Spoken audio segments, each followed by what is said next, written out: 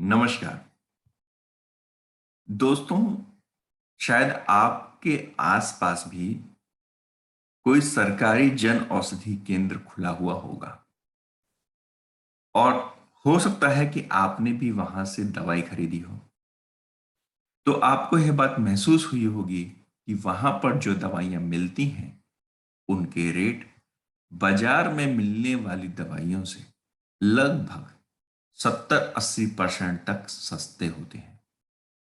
ऐसा क्यों होता है?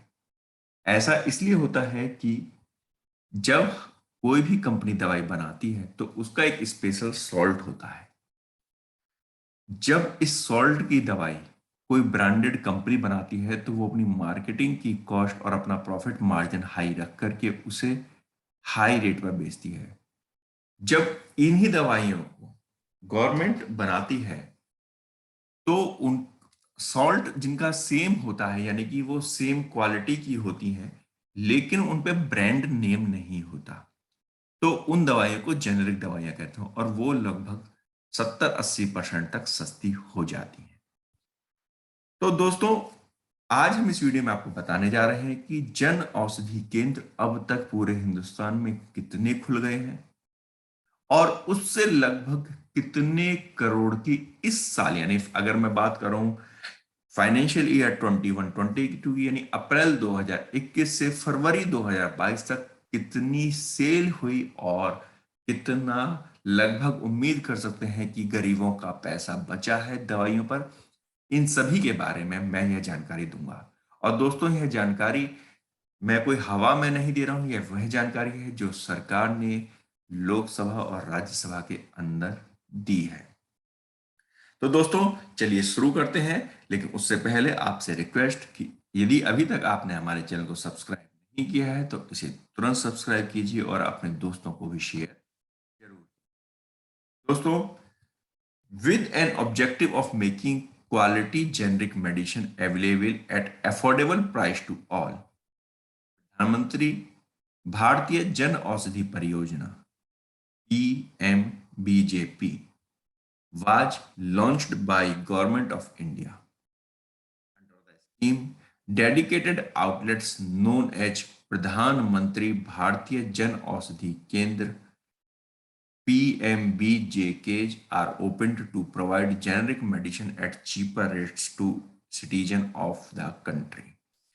तो दोस्तों, प्रधानमंत्री भारतीय जन औषधि परियोजना के अंतर्गत आउटलेट्स बनाए गए प्रधानमंत्री जन औषधि केंद्र, जो कि चीपर रेट्स पर पूरे हिंदुस्तान में दवाइयां प्रोवाइड करा रहे हैं। और एज ऑन 28 फरवरी 2022 अबाउट 8689, यानी 8690, अगर आप अप्रोक्स लगे चले तो 8700 जो जन औषधि केंद्र हैं वो पूरे हिंदुस्तान में खुल गए हैं और वो सभी डिस्ट्रिक्ट को कवर कर रहे हैं। यानी कि आज के समय में लगभग सारे डिस्ट्रिक्ट्स हिंदुस्तान के अंदर, किसी भी स्टेट के अंदर जो जिले हैं सभी में ये खुल चुके हैं।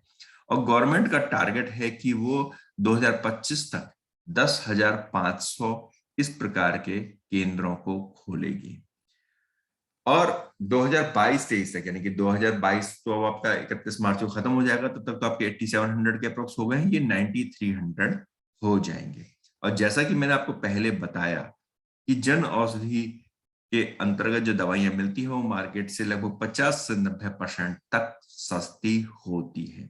और दोस्तों, इस बात को मैं आपको दोबारा कहना चाहूंगा कि ये औषधि फेक औषधि नहीं होती है, इनका सॉल्ट सेम होता है, बस ये ब्रांडेड नहीं होती है, किसी कंपनी के ब्रांड की नहीं होती है। इसीलिए इसमें प्रॉफिट मार्जिन बहुत कम होता है, इसमें सिर्फ लागत और बहुत छोटा मार्जिन ही कंपनियां ऐड करती हैं। इसमें ये कोई डॉक्टरों को पैसा नहीं देती हैं, ये कोई मार्केटिंग पर, टीवी पर ऐड नहीं खर्च करती हैं, इसीलिए ये दवाइयां सस्ती होती हैं। During the current financial year, यानी टिल 28 फरवरी 2022, 28 फरवरी 2022 यानी कि 11 महीने जो इस साल के हैं, उस साल में 814.21 करोड़ की सेल हो गई है, यानी 814 करोड़ रुपए की दवाइयां टोटल बिकी। और यदि हम इसके एक अप्रोक्स लगाएं कि क्या बेनिफिट हुआ होगा, तो इससे लगभग 4800 करोड़ यानी 4800 करोड़ रुपए हमारे देश की गरीब जनता के बचे हैं। यानी कि अगर हम लेके चलें कि जी दवाइयां जो है वो 80% सस्ती भी हुई तो आपके फिर भी 48 बच गए। यदि आप इन दवाइयों को बाजार से खरीदने जाते तो ये दवाइयां लगभग आप 5500 करोड़ 5600 करोड़ रुपए खर्च कर बाद मिल पाती। तो इस प्रकार इनडायरेक्टली सरकार ने गरीबों के 4800 करोड़ रुपए की बचत कराई है। दोस्तों, जन औषधि केंद्र बहुत ही एक अच्छा इनिशिएटिव है। आप भी चाहें वहां से दवाई ले सकते हैं। उसमें ऐसा नहीं है कि सिर्फ गरीब व्यक्ति ही जाकर के दवाई खरीद सकता है।